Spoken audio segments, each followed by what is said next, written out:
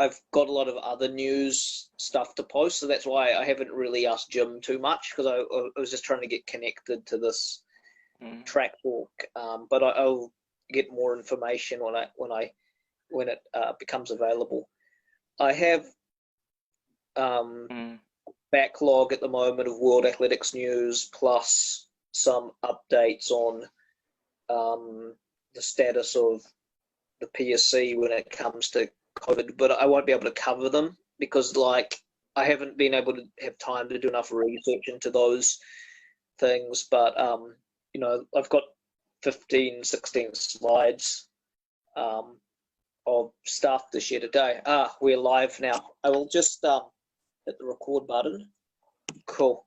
Okay, so we could perhaps start with the slides then. Okay, so one moment and good day to everyone. Welcome to Pinoyathletics Track Talk.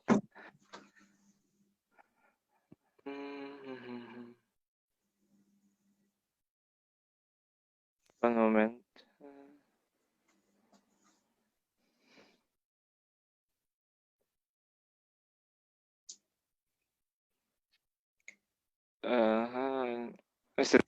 It's really online now. One moment. Yep. Okay.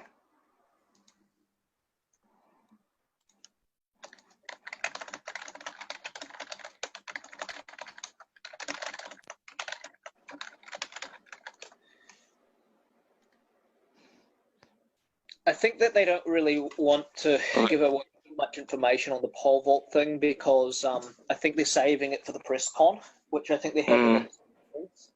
Okay, so we can start the slide, buddy. Cool. Okay, so we'll start the slides. So yeah, everyone welcome to Track Talk, Tuesday, Pinoyathletics, hosted by myself, Andrew Perry, and Mr. Una Labara. We're streaming from Australia and Hungary, respectively. So yeah, welcome to Pinoyathletics Track Talk Tuesday. So our website is www.pinoyathletics.info, a good one to bookmark, and also our Facebook group, which now has exceeded 27,000, heading towards 28,000 followers, facebook.com Pinoyathletics for our Facebook page. Okay, next. Okay. So we'd like to request a 1 minute moment of silence for the death of 17-year-old football athlete Yana Bautista, who died from COVID virus, and as we'd like to request a 1 minute moment of silence for her and all the other COVID victims. So we'll just start a 1 minute moment of silence.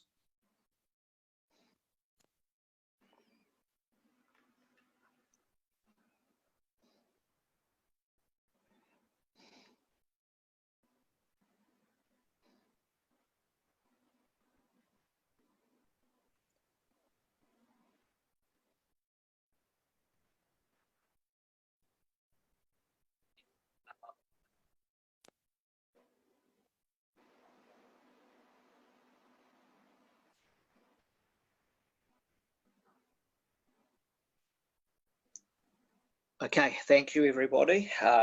We can proceed to the next slide.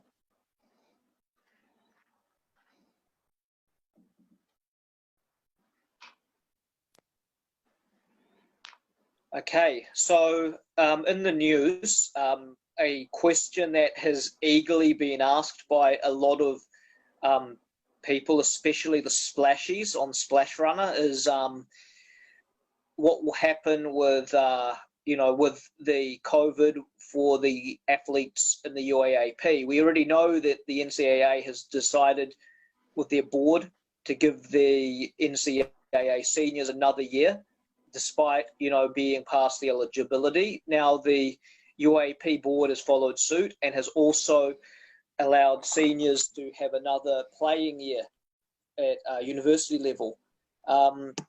down the bottom is a link to the article. I believe it is Pinoyathletics.info, season 82, UAAP, where there is information following the proceedings regarding, regarding various UAAP affairs to do with sport. Okay, next slide. Okay, so some updates with Natalie Uy Performances. Like we had a Zoom webinar with her the other night. Needs 470 meters to qualify for the Olympics. With the secondary qualification that we will discuss in later articles, as a bit more research is needed on this. Right now, as discussed with Natalie, there was a secondary possible qualification. So there are 32 slots for the Olympics in the women's pole vault, and so far 17 of 32 women have jumped over 470, with the cutoff being June 7, that should be June 7, 2021, a bit of a typo. So right now there are 17 women who have jumped over 470. So the next 15 spots go to the next qualified athletes based on their points gained from attending certified IAAF events. April, as discussed, April 6 to November 30 of 2020, the COVID period is considered a non-qualifying period for the Olympics. So any performances achieved in these dates are not actually put towards Olympic qualifying, which is the current day period we're in now.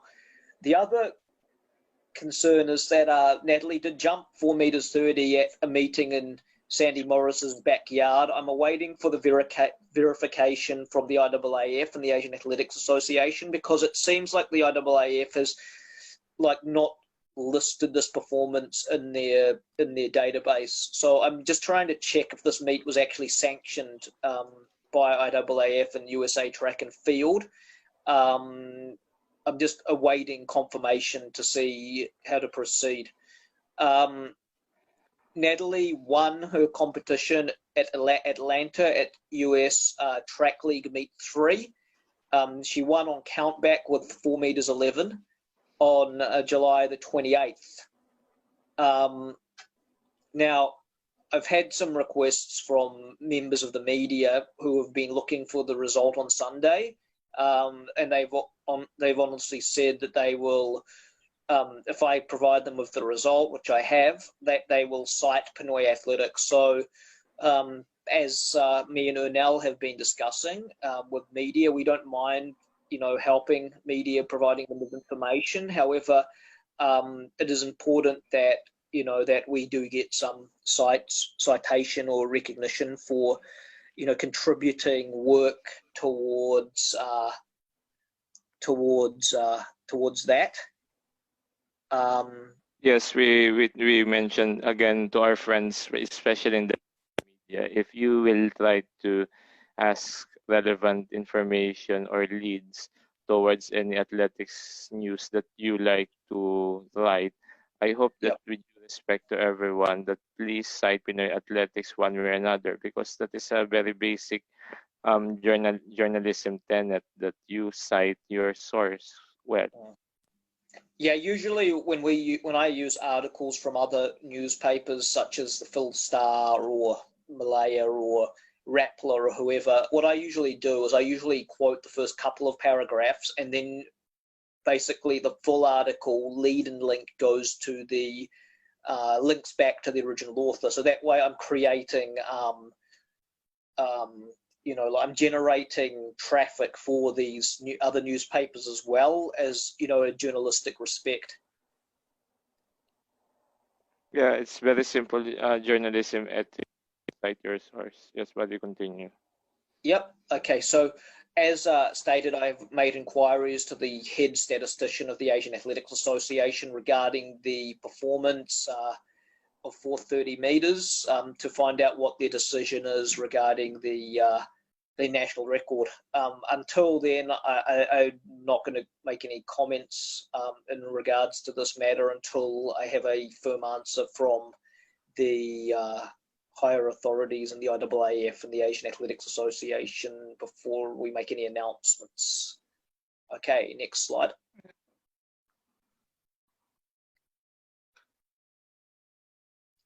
Okay, yeah, so like again, this is one of our more popular sections of Philippine track and field called the Legends of Track and Field. You can visit it at, it's quite a long link. I'm not going to read out the whole thing, but you know, you might want to print screen that for future reference. We have all, you know, the famous track and field athletes who have made it to the legendary status through, you know, exceptional and outstanding achievements over the past 100 years. Next slide.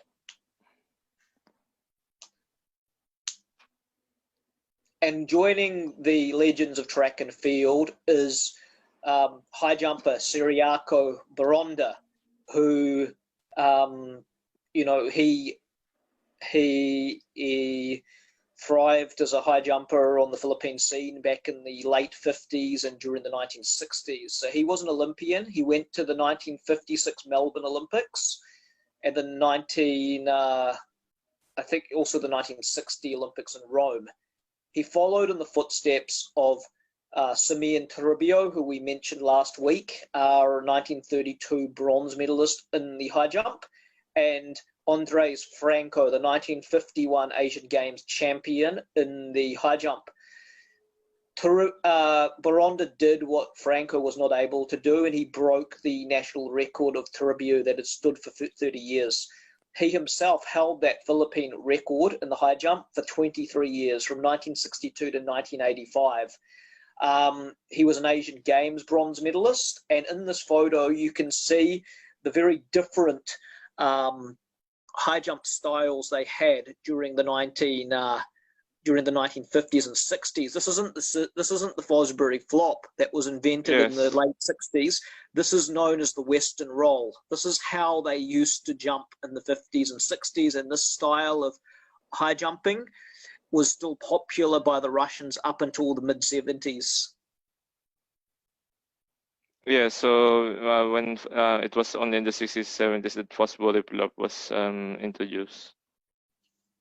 Yeah, it was used earlier than Dick Fosbury, but it wasn't very popular at the time. It was heavily popularized when Dick Fosbury took the Olympic gold using the new style technique and added several centimeters onto the world record. So you can read more about the legendary Ciriaco Baronda at pinoyathletics.info/Ciriaco Baronda. Okay, next slide. Okay, so yeah, so these are some updates with Philippine track and field, Legends of Track and Field updates.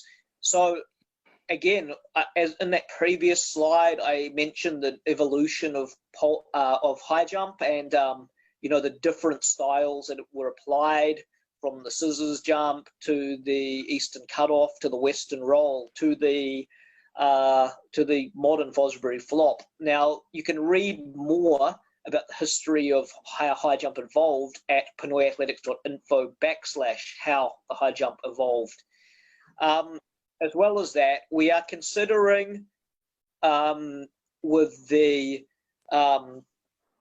our Legends of Track and Field section, with a request from a veteran coach to add a higher level of icon section. Icons, you know, are athletes that had such great impact and such great performances on Philippine track and field that they are more than just legendary status. You know, maybe every decade we may only have one or two icons, for example, if even one at all.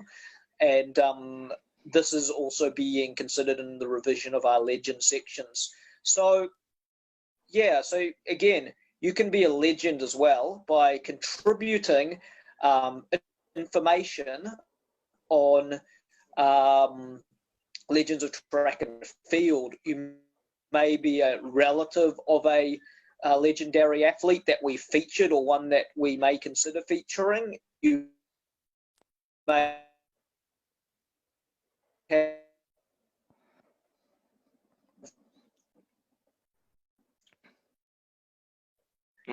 Yes. uh, uh, uh,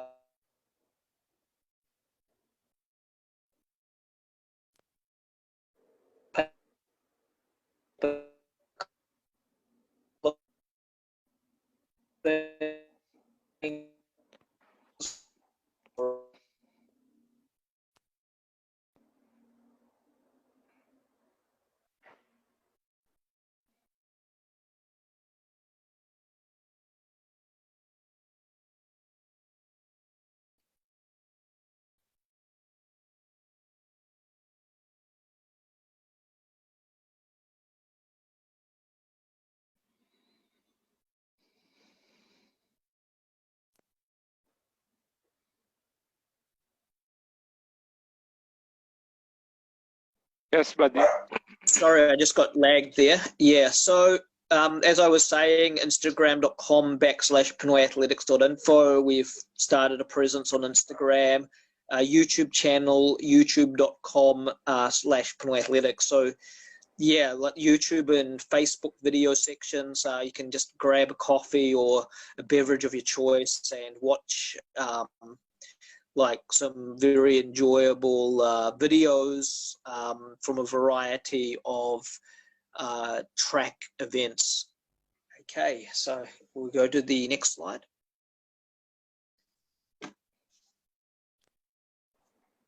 Yes, one moment.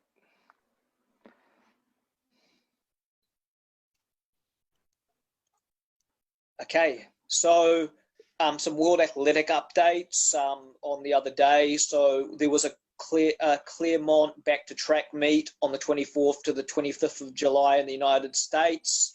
One of the key performances at this meet was by Shaunae Miller of the Bahamas. She ran a 10.1103 in the heats and then a 10.98, which is a legitimate world season lead. Now, Elaine Thompson has ran 10.73 and Sha'Carri Richardson has run 10.79 this year as well, recently in the last few weeks, but those performances were wind assisted. This 10.98 was a legitimate wind allowable performance.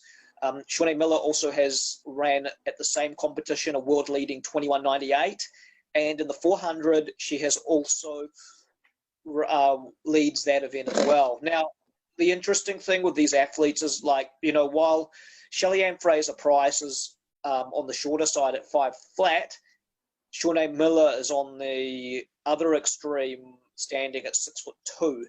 So you can imagine when they race against each other, there'd be a very distinctive, contrasting physical difference in height disparity. But you know, obviously, both the legs are turning over pretty quick. Okay, next slide. Yes, yes. Yeah.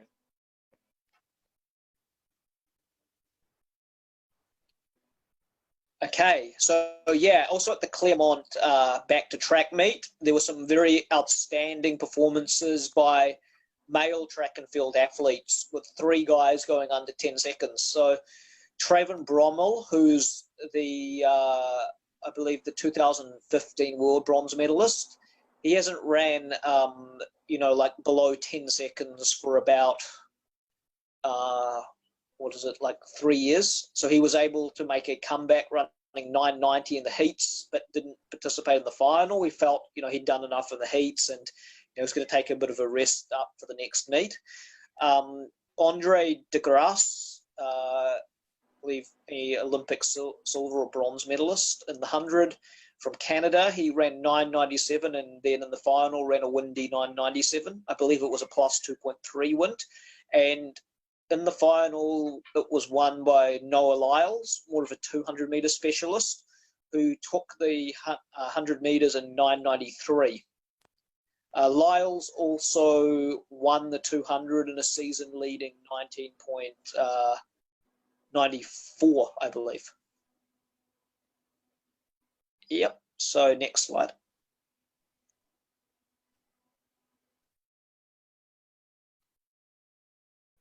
Okay, yeah, so this is some stuff regarding some training that I did myself. I did a testing week, clean and jerk, 65, did 2. I didn't go to 67.5 as the bar bounced and it hit my shin on the second rep. So regarding safety, I decided to just move on to the next exercises. I didn't really, the gym was pretty crowded and I didn't have enough space to really safely do cleans. So what happened was it bounced down, hit the squat rack, bounced up the squat rack, grazed me in the shin. No blood, no bruises, but quite a little bit of hair missing off the leg as it sort of scraped it off. So I moved to the deadlift, and I worked my way up to 150 kilos, which was pretty comfortable. I felt like I could have gone to 155 to 160, but I stopped as it saved it for next week's testing. I needed to leave a little bit in the tank. Bench press, I'm not sure really what's going on there. I haven't benched 70 for a while because of COVID, so I did 3 reps on 70, had a break, did another 4 reps on 70. Clearly, it's not my maximum at the moment. I can probably go about 80 kilos, but I don't really want to take the risk at this moment. So with my lifts, I looked at comparing them to my bests, clean and jerk, 15 kilos off at the moment on 65. Deadlifts, 50 kilos off at the moment from about 4 years ago. Bench, I did 70, but it's clearly not my 1RM, so I was 39 kilos off my PB from 9 years ago. So the main thing I want to highlight here is the importance of keeping data on lifting for athletes. So the fact is that I have good estimations of what my 1RMs are now. That means that when I prepare my program for the next 3 weeks to go for another testing in the 4th week or 4 weeks time from now, I know to aim slightly above what my current 1RMs are, maybe a 3 to 5% gain. Obviously, I'm not going to be able to deadlift 200 in a month, so I was looking more at about 167, clean and jerk 65, maybe 70 or 67.5, 70, and then bench press I should be able to go 80 to 85. So just being realistic. That's why I feel that it's very important and it's very overlooked in the Philippines that athletes are not really, they're going into the gym. They're going to the gym and just doing whatever's in the gym and not actually planning, distinctively and recording what they're doing. So then that way, you have no idea, because weight training is about gradual adaptation. It's about tricking your body into getting a little bit stronger each time. If you have no idea what you're lifting and have no idea what the purpose is of what you're lifting, then you won't you won't really get as good results, and you'll probably put in a lot more effort than you need to, rather than having a quality developmental type of weight workout. Okay, so next slide.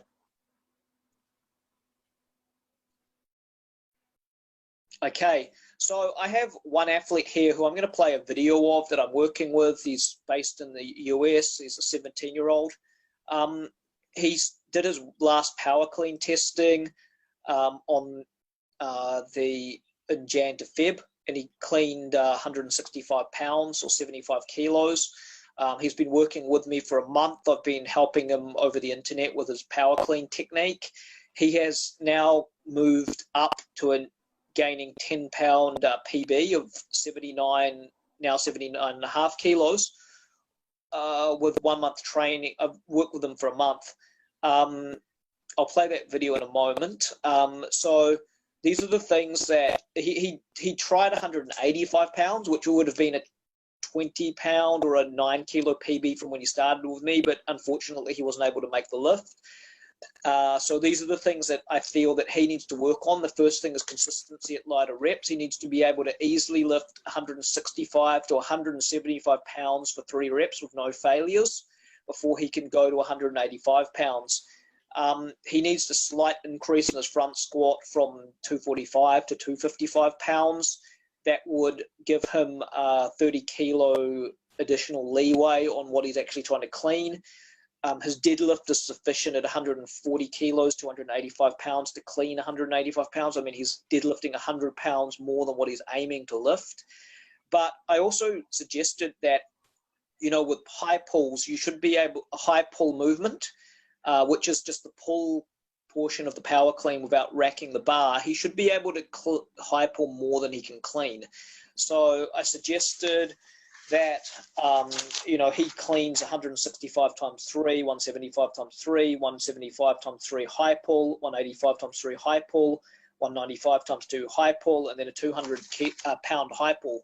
Because, I mean, if he can high pull more than he can, than what he's aiming to clean comfortably, then he'll be able to get the clean part, because the front squat should be able to support, you know, what he's able to clean. If you could just quickly play the video, I just want to, it's like a back view of his current power clean technique, which has greatly improved as he's now very stable on the way, on the catch and on the lift, due to pulling the bar higher as I suggested.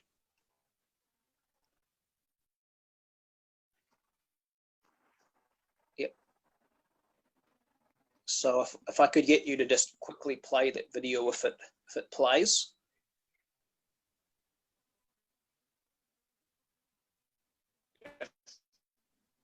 Yep.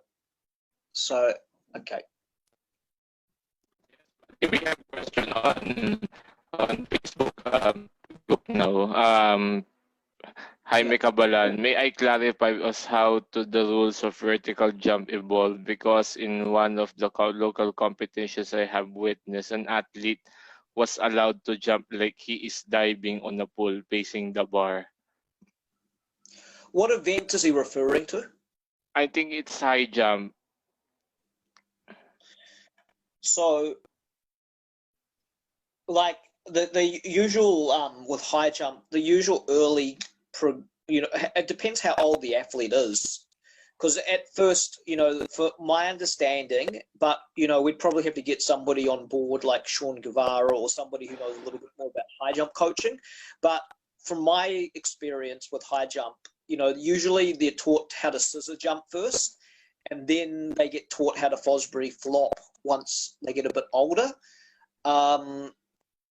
But diving over the bar, you know, they're probably trying to imitate an Eastern cutoff or Western roll, which, you know, like, it's not the Fosbury flop, in my view, is the most effective high jump method if you're actually looking at being able to jump higher compared to diving over the bar.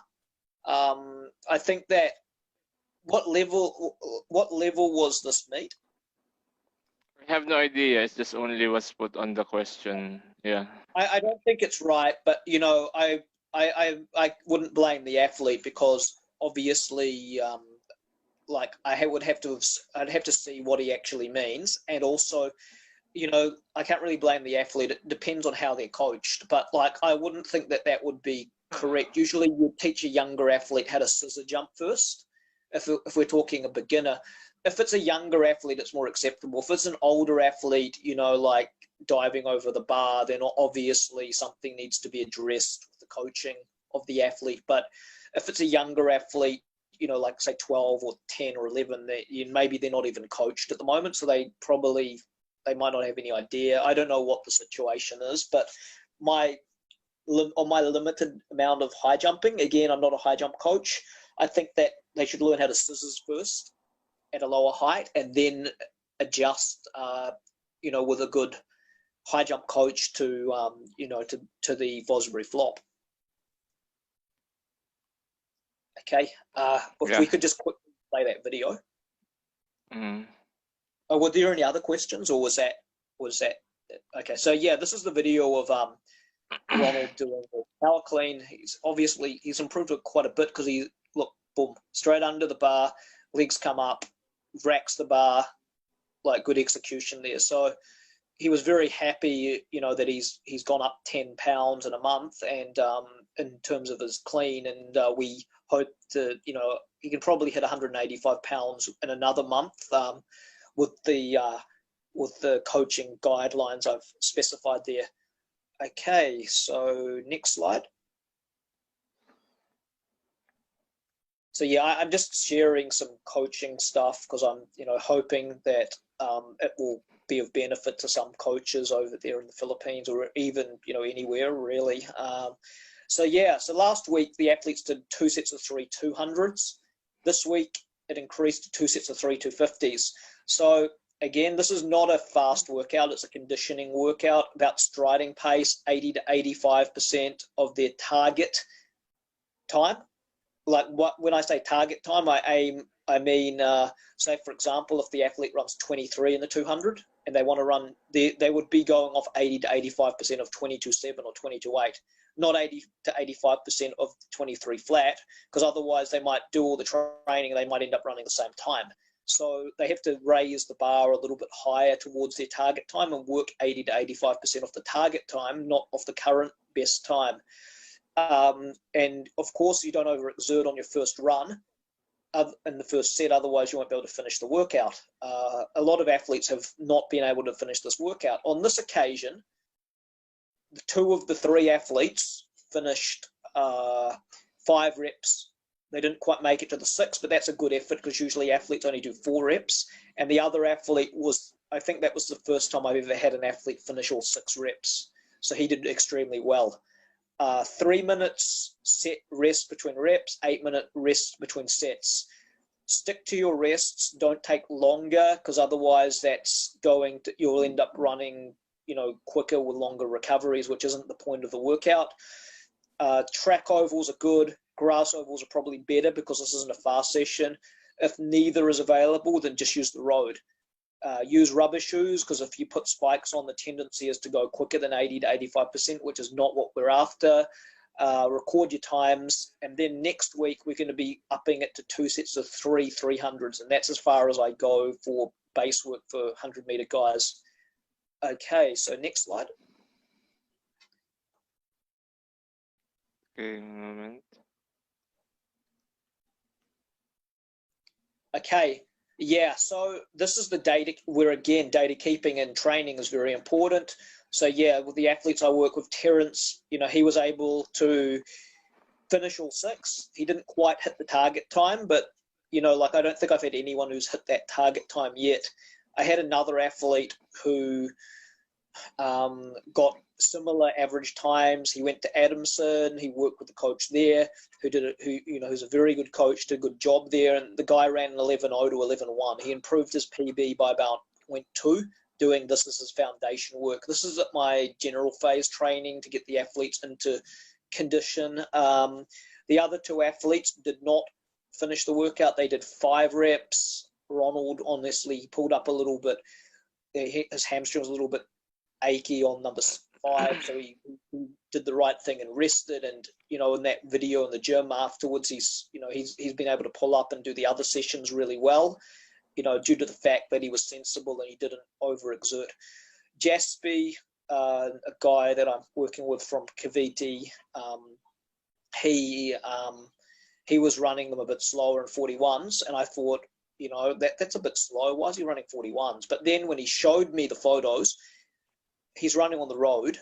It's not so much he's running on the road. Some of the road's actually uphill. So I'm thinking, oh yeah, that's all right, because he's not running flat. It's slower when you run uphill. So he got the workout done. He was running a bit uphill, and I said, okay, yeah, that's fine. I mean, it's it's still doing the work. He's running a little bit uphill, which is a bit more challenging. So yeah, I took that into consideration as well.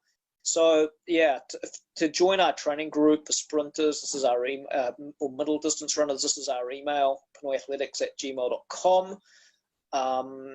We do have some guidelines and some ethics in place when it comes to athletes that already have coaches. I mean, we'd rather, if we're going to work with athletes who have coaches already, we actually would like the coach to contact us, not the athlete, because we think it's really unethical if we start working with athletes that already have coaches. I mean, in my case here, these 2 athletes did not have a coach, and the other athlete below, I've already talked to his coach and he's fine with it. So, and I have another athlete who runs middle distance, who I've already had a talk with his coach, and we have a mutual agreement on that. So I think that if you're going to work with athletes and if they've already got coaches, the best thing is that you talk with the coach to make a mutual arrangement in terms of that, so nobody gets too upset from you stepping on their toes as a coach and disrespecting their authority as a coach. Yeah. Okay, so we'll go to the next slide. Okay, yeah, so this is a video of the three boys doing their runs. One's using road and the others are using track oval. The thing I want to note here is that, even if you don't have a track oval, so my athlete's here doing the work. What's your excuse in the new normal for not? So here he's got a slight uphill road, which I was talking about before, where he's running his 250s. He needs to work on his back kick a bit, fixing that up. He's back kicking a bit too much. He needs to work on cycling better, which we will address. I've already had talked to him about it, but he has a slight uphill road here that he's on, so it's not entirely flat. It's a slight incline. Not too hilly, but not extremely flat. So that was Jaspy's run, and we'll progress through to, this is one of the two Phil-American athletes I'm working with. I think this is Terence. He's running some 250s. It's a bit blurred. Obviously, the guys are able to camera what they're doing, which is extremely helpful to me. I mean, they've got better videos than this one. This is it's very difficult to camera something which involves running around most of the track. But as I said, Terence, he was able to run finish all 6 reps, which no one in my groups have. And I think this is Ronald running 250, the guy lifting the weights before.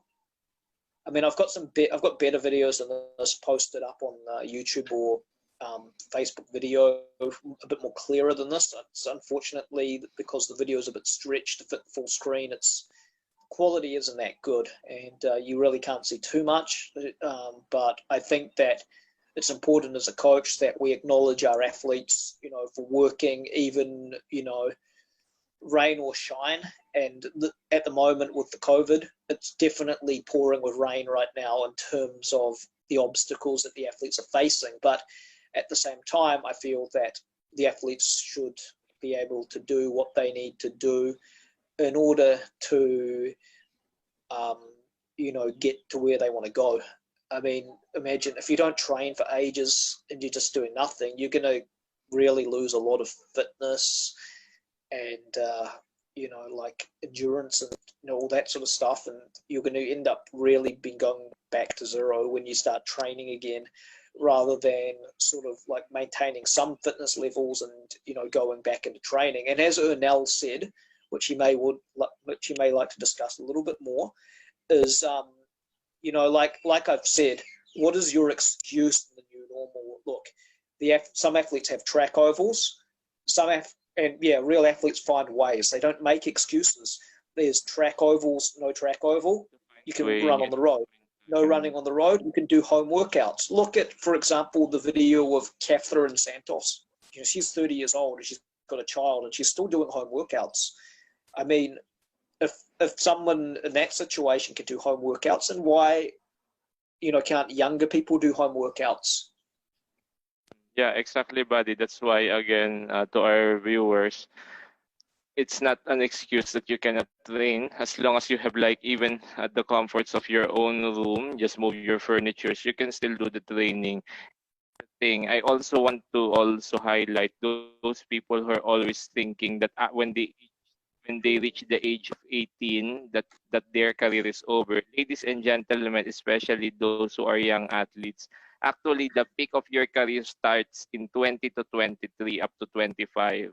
It's just only that because you're already transfixed your minds towards palaro, unfortunately, because you're always thinking the golden CAF of all the competitions in the Philippines. So that's why you think very quite narrow. Ladies and gentlemen, especially our young athletes, the actual athletic success takes a lot of time, and then it may last even up to after university. In Germany, especially with Rudiger's athletes, they are ranging from 23 to 25, and to 20 are competing still at 30. So I don't see any reason why you will stop training and why you stop competing. Besides, there are other independent athletics competition in the Philippines, especially before COVID-19, that you can participate in, and that's why I want to challenge as well our our younger athletes to think on the long term and not always fix your sights only towards palaro and other meets. I'd like to add to that. The first thing is, yeah, that's right. So with athletes, once you get to 18 years of age, it's not the time to basically think, oh yeah, I'm 18, I did well at the Palaro, I have a UAAP, NCAA scholarship or whatever, I can sit back and sort of relax now and just focus on studies and, not continue to improve as an athlete. It's very common, that situation, but that's my first point. My second point is this. Yeah, like Ernell says, 20 to 23 is the peak, is the good development age, and 25 is the peak. That's for sprints. But like if we look at other events, middle and long and throws, late 20s, early 30s prime, even mid up to mid 30s. Middle distance runners usually late 20s. Longer distance runners usually late 20s to 30s.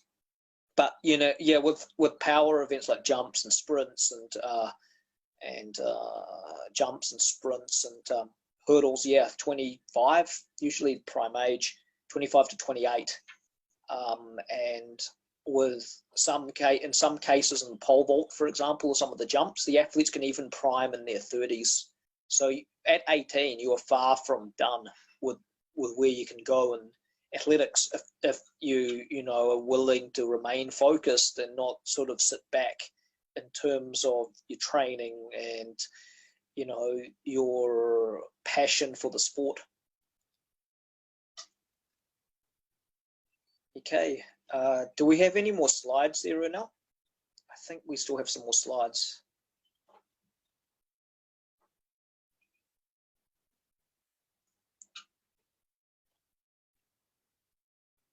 Okay, I think Ernell's seems to have been logged off, but he should be back shortly.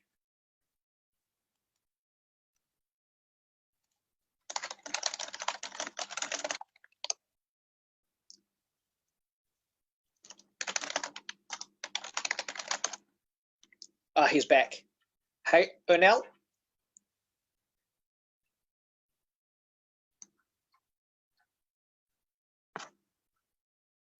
Yes, I'm here now. Okay, buddy. Yes, sorry.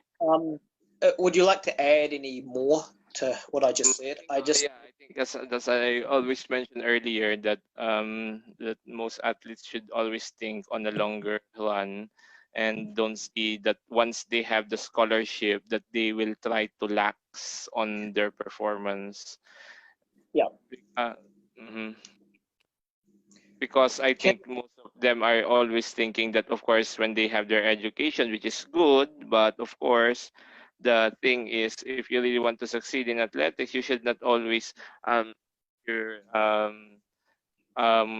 you should not leave your things behind, because of course it's not only when you reach 18 to 20s that you will have the time of your life. You will still have like 25 to 30s in order to succeed. As we mentioned, Catherine K. Santos on her 30s is still training, and I hope that I'm feeling, of course, I'm feeling that perhaps come back, or I don't know. Yep.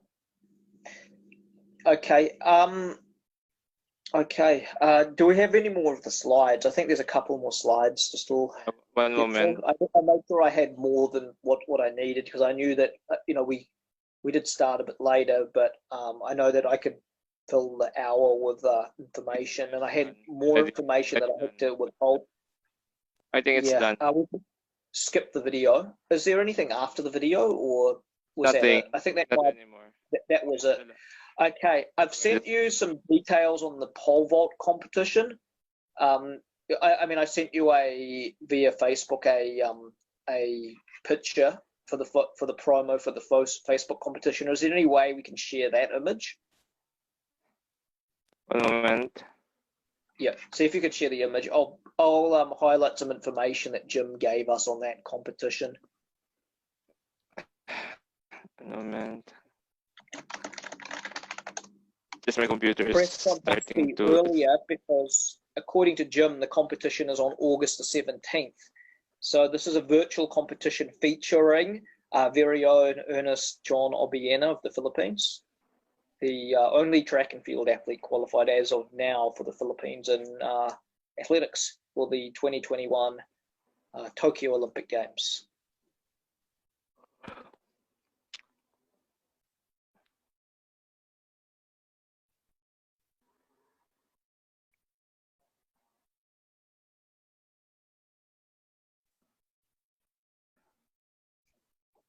I think it's not okay. Is it sharing the image or it's like just One a moment. JPEG?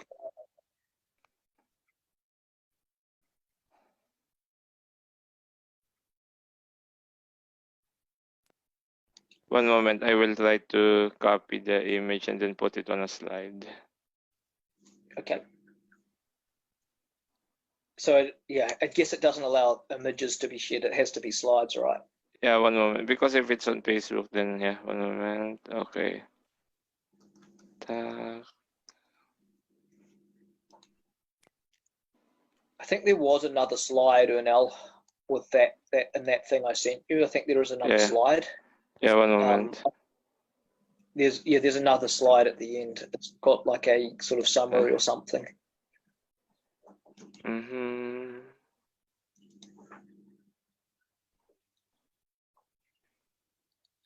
I'm just having a quick. Yeah. So yeah, with the previous set of slides, there is one more slide at the end. Yeah, that's one. There we go. Yeah, that's the one. Okay. Yeah, so like again, with regards to what myself and Ernell said about home workouts and other bits of info, are you prepared for the new normal? What's your excuse? We will just keep reiterating that because, splashies, we're hoping that, more of them start posting their own, workout videos. So Splash Runners is like, a demographic group on Facebook for track and field athletes, most of them under the age of 20. We're hoping that they will start posting more home workout videos to encourage each other to continue training. Some other bits of info that I don't have enough research into, but we'll be covering at some point. So the PSC has met with leaders of sports NSAs to talk about their contingency plan for the return to COVID-19.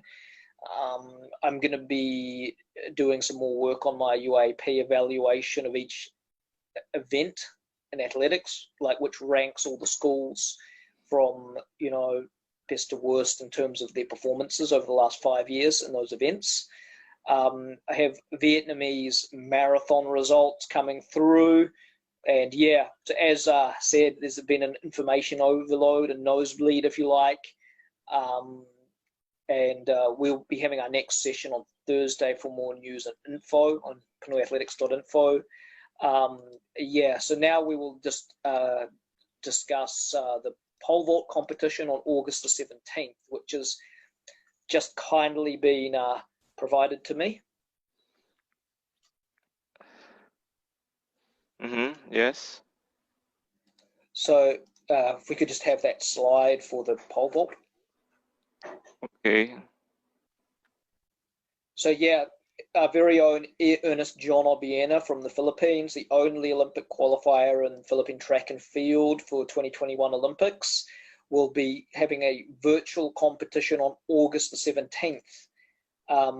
EJ, Matt Ludwig, and Paweł Łączewski, I think, of Poland, and maybe even top world athlete, I believe he's the world champ, Thiago Breas of Brazil, whose EJ spends a lot of time with, and he's the training partner of EJ. All are going to Tokyo, and all have won major championships. So, looks like it's going to be like an interesting four-way dance, with a very high possibility that this will be live streamed by Pinoyathletics.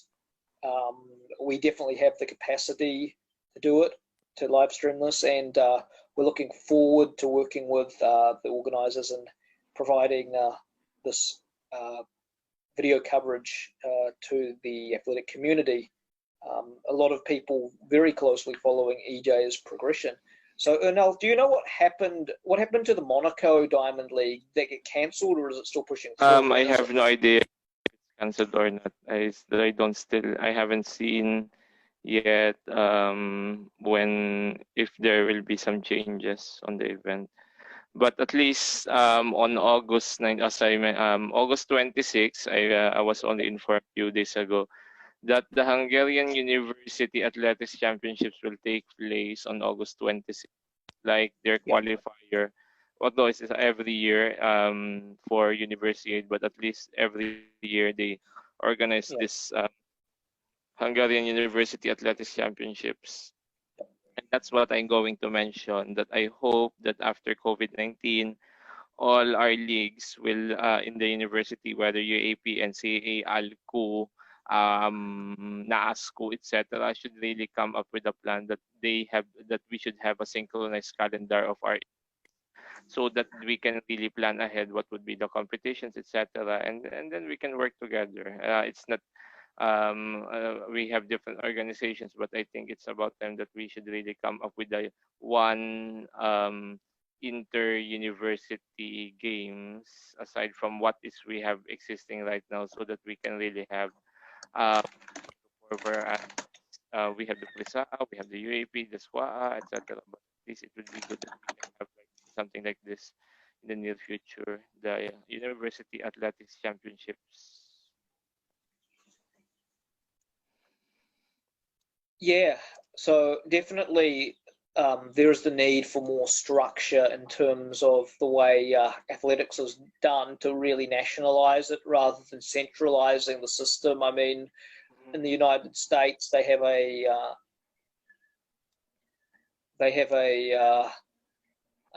centralized system, which is really good.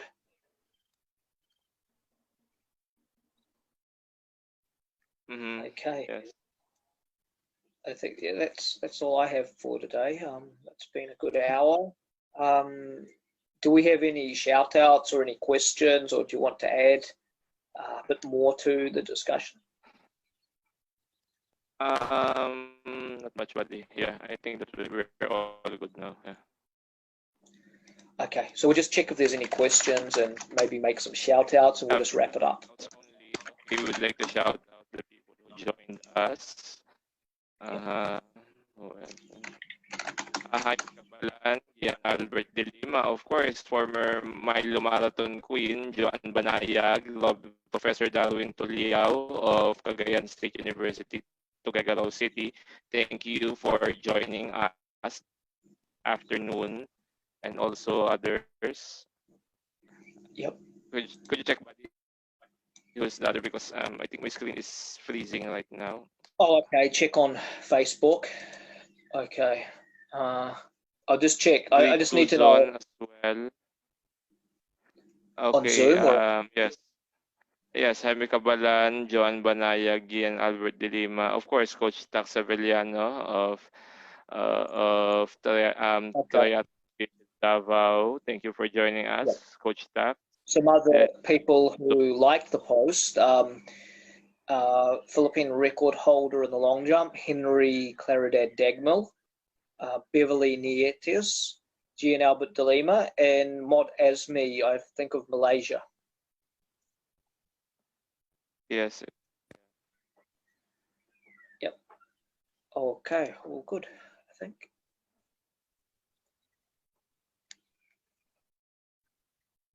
Okay, so that would be good, you know? Yep. Do you want to add some more, or do you want to wrap this up, or? I think that would be all, because I'm also waiting for No, that's all good. Yeah.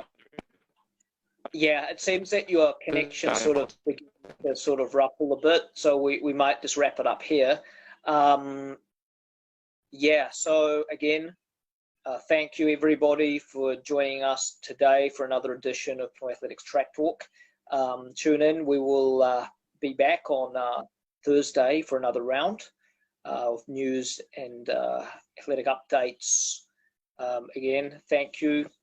Hosted by myself, Andrew Perry, and Mr. Nal Labara, Professor. Thank you, and bye now.